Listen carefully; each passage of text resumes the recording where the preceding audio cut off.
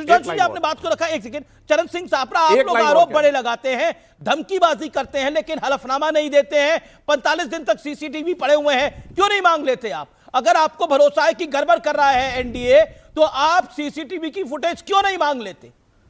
क्यों नहीं मांग लेते? क्यों बार बार भाग जाते हैं अपने एजेंडे से? आप देखिए, आपके पास ताकत है, आपके पास ताकत है लोकतंत्र के अंदर, उसका इस्तेमाल क्यों नहीं करते आप फिर? अमित जी, हैरत की बात यह है, मुझे लगता है कि अभी विपक्ष को भी और कांग्रेस पार्टी को भी वो क्या क्या कार्यक्रम कर रहे हैं, कौन से राज्य में क्या हो रहा है, ये सारा रिपोर्ट कार्ड सुधांशु त्रिवेदी को देना पड़ेगा या नरेंद्र मोदी जी को देना पड़ेगा या जेपी नड्डा को देना पड़ेगा। ये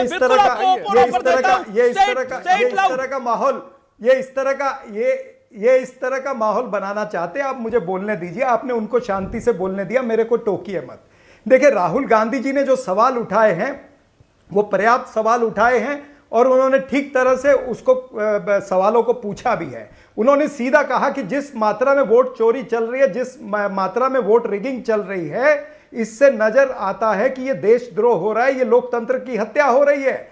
उन्होंने खुलेआम 7-8 सवाल पूछे हैं। उन्होंने यह पूछा कि जो चयन समिति थी निर्वाचन आयुक्त की, उसमें से सीजीआई को क्यों हटाया गया? क्या सीजीआई की निष्पक्षता पर कोई सवाल था प्रधानमंत्री के मन में? फिर उसके बाद में 2023 में यही प्रधानमंत्री जी ने और भारतीय जनता पार्टी ने इनको निर्वाचन आयुक्त को सुरक्षा कवच क्यों दिया? आपने पार्लियामेंट के अंदर संशोधन किया नियमों में और उनको ऐसा सुरक्षा कवच दे दिया, इम्यूनिटी दे दिया कि उनके ऊपर कोई उंगली नहीं उठा सके, उनके ऊपर कोई केस न कर सके। इस तरह की इम्यूनिटी देने का कारण क्या था? और उसके बाद में भी ये निर्वाचन आयुक्त जो है, ये विपक्ष से डरता क्यों है? ये हमको मशीन रीडेबल डिजिटल लिस्ट क्यों नहीं देता है?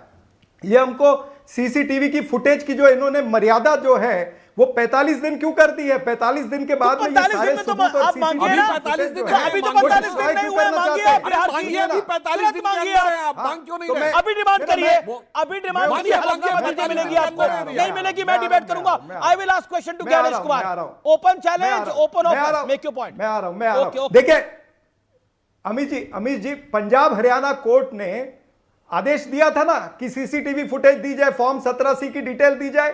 क्यों निर्वाचन आयुक्त ने 24 घंटे के अंदर इन्होंने सारे नियम बदल दिए और ये 45 दिन का नियम लेकर के आए? क्योंकि इनके मन के अंदर चोर है।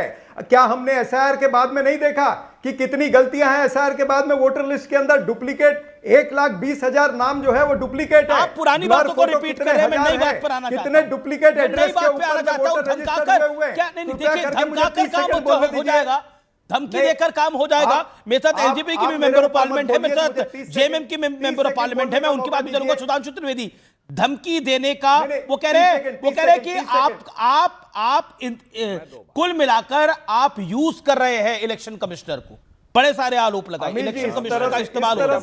Okay, 30 second Sudhanshu Trivedi, make your point. Audio down Sudhanshu Trivedi, आप 40 सेकंड सुधांशु। देखिए, सिर्फ टेक्निकल बात करें। पॉइंट नंबर 1, 45 दिन के समय की अवधि के अंदर है अभी कांग्रेस बिहार चुनाव के सीसीटीवी फुटेज मांग सकती है। पॉइंट नंबर 2, अभी बिहार में चुनाव संपन्न हुआ है, सबके पास मतदाता सूची है, एक बूथ के ऊपर 1000 से 1200 मतदाता होते हैं। अपने 2, 4, 5 कार्यकर्ताओं को लगा दीजिए पर बूथ, सब चेक वेक कर लिया है ना? कि ऐसा तो नहीं बाद में कहेंगे कि साहब एक ही बूथ में 20 या 100 लोगों पे एक ही की फोटो थी। ये सारा चेक कर लीजिए। पॉइंट नंबर 3 जो है, कहते हैं 6 बजे के बाद मतदान होता रहा, लंबी लंबी लाइनें लगी रहीं। तो मैं चरण सिंह सापरा जी से कहना चाहता हूं, मतदान केंद्र के अंदर कोई वीडियोग्राफी फोटोग्राफी नहीं कर सकता है, सड़क पे सब कर सकते हैं। अगर आपकी लंबी लंबी लाइनें लगी रहीं तो उसकी कितनी फोटोएं आपके बूथ लेवल एजेंटों ने, आपके बस्ता लगाने वालों ने खींची हैं, वीडियो खींचे हैं, सोशल मीडिया में पोस्ट किए? कृपया दिखा दीजिए। अब बताइए साहब, अब कृपया बता दीजिए। मैं उत्तर दे दूं? हाँ बिल्कुल, 40 सेकंड बोलिए। देखिए अगर आप ये बातें करते हैं तो बताइए कि हमने जितने आरोप लगाए, वो चाहे हरियाणा के चुनाव में, चाहे महाराष्ट्र के चुनाव में, दिल्ली के चुनाव में, हमने जितने इलेक्शन कमीशन को पत्र लिखे, क्या एक का भी जवाब निर्वाचन आयोग ने दिया? निर्वाचन आयोग ने दिया है। फिर ये ब्राजील की लड़की की हरियाणा की वोटर लिस्ट के अंदर 22 बार फोटो कैसे आती, इस पर निर्वाचन आयुक्त ने जवाब दिया क्या? एक जो मिंता देवी थी, उसकी उम्र 124 साल की आ जाती है। कई सारे एड्रेस जो है, हर एक एड्रेस पर कहीं पर 200, कहीं पर 300, कहीं पर 500 लोग रजिस्टर है। क्या निर्वाचन आयोग ने उसका उत्तर दिया है? क्या निर्वाचन आयोग ने इसका उत्तर दिया कि एक महिला की फोटो 223 बार आ चुकी है? 223 बार एक महिला की फोटो आती है। निर्वाचन आयोग से सवाल नहीं पूछना चाहिए, आप नहीं पूछना चाहते हैं क्योंकि आप चरण Singh Sapra, with all due respect, Mr. Sapra, Mr. Sapra, 50 seconds done, you made your point. मेरा एक हम्बल सबमिशन है, बार बार आप इलेक्शन कमिश्नर को इतना कुछ बोल रहे हैं, आप कह रहे हैं इलेक्शन कमिश्नर को हम देख लेंगे। बेसिकली ये वो अंदाज है जिसके अंदर गली मोहल्ले में कहा जाता है अगर तुमने हमारी तरफ आउट का इशारा नहीं दिया अंपायर को तो दूसरा कहता है कि मैं तुम्हें देख लूंगा, हम तुम्हें घर से ढूंढ के निकालेंगे। उसी तरह की ये बात है। मैं एक और मेंबर ऑफ पार्लियामेंट है अरुण भारती, 1 सेकंड, एनडीए के हैं, LJP Ramvilas, hold on, Arun Bharti की बात जाता हूं। अरुण भारती, इस देश के अंदर, और मैं इस देश बिल्कुल स्पष्ट रूप से कहना चाहता हूं, कितने इलेक्शन कमिश्नर हुए हैं जो पॉलिटिकल पोस्ट पे गए हैं? मैं कईयों के नाम यहां गिना सकता हूं एक एक करके। कोई अडवाणी जी के खिलाफ लड़ा, एमएस गिल मंत्री बने, और बोलिए तो किस किस के नाम लूं, नवीन चावला कैसे बने, ये बताने की किसी को आवश्यकता नहीं है, इस देश के अंदर हुआ।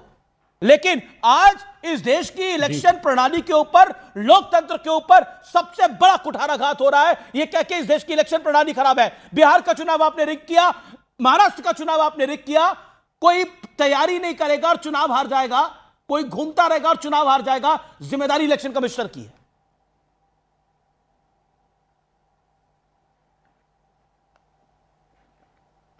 अरुण भारती, हेलो जी अरुण भारती जी, आवाज मिल रही है आपको? अमीश भाई, आप सॉरी, आवाज धीरे आ रही थी, सुनाई नहीं दिया। इसके साथ ही देखिए, आपने जो नाम गिनाया अमीश भाई, ये तो चुनाव आयुक्त हुए। इसके अलावा आप यूपीएससी में देख लीजिए, बटुक सिंह इनके कार्यकर्ता हुआ करते थे, कांग्रेस के कार्यकर्ता थे, लगभग 10 सालों तक यूपीएससी के चेयरमैन बने रहे। दरअसल राहुल गांधी जी को वर्क फ्रॉम होम करने की आदत है, वो एक जमीनी राजनेता नहीं है, वो एक वर्क फ्रॉम होम करने वाला राजनेता है और चाहते हैं कि चीजें सब उनके मन मुताबिक हो। देखिए, जनता के दिलों में उतरने के लिए आपको जमीन पर उतरना पड़ता है।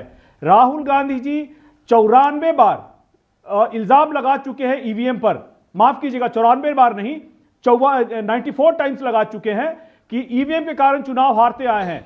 अब उनको मिला है नया बहाना एसआईआर का, ईवीएम, उसके बाद एसआईआर, और एसआईआर में भी जो भी वो आरोप लगा रहे हैं, उस किसी आरोप को वो साबित करने के लिए आगे नहीं आ रहे हैं। अब बिहार का ही देख लीजिए, एसआईआर का होने के बाद, रिजल्ट आने के बाद भी, मैं आपको कुछ विधानसभा के नाम बताता हूं जहां पर जहां पर एसआईआर के बाद वोट कटे हैं, लेकिन वहां कांग्रेस के लोग जीते हैं। जैसे आप देख लीजिए वाल्मीकि नगर, जैसे आप देख लीजिए चनपटिया, वहां से कांग्रेस के लोग जीते हैं, ढाका राजद के लोग जीते हैं। तो जो आरोप लगाते हैं राहुल गांधी की उनका वोट कट रहा है, तो अगर वोट कट रहा है तो राहुल गांधी और राजद के लोग वहां कैसे जीत रहे हैं? उसी तरह से फारबिसगंज, रामगढ़, जहानाबाद, इन सभी नतीजों को देखा जाना चाहिए और राहुल गांधी जी से पूछा जाना चाहिए कि वो जमाना गया जब आपके मुताबिक चीजें होती थी, आप राष्ट्रपति की शक्तियां कम कर देते थे, आप संस्थानों की शक्तियां कम कर देते थे, और आज जब चीजें आपके हिसाब से नहीं हो रही है तो आप चुनाव आयुक्त, वर्तमान चुनाव आयुक्त को भी धमकी देने से बाज नहीं आ रहे हैं। देखिए, आने वाले समय में उन्हें भी पता है, जिस तरह से जनता का उनका जुड़ाव लगातार कमजोर होता रहा है, कांग्रेस कमजोर होती आ रही है। बिहार में सिंगल लार्जेस्ट पार्टी हुआ करती थी, सिंगल डिजिट की पार्टी हो गई है। Okay, single largest to single digit, Rahul Gandhi, okay, NDA से ओके, सिंगल लार्जेस्ट से सिंगल डिजिट और वर्क फ्रॉम होम में राहुल गांधी बिलीव करते हैं। इसका ये बात श्रीकांत शिंदे ने भी कही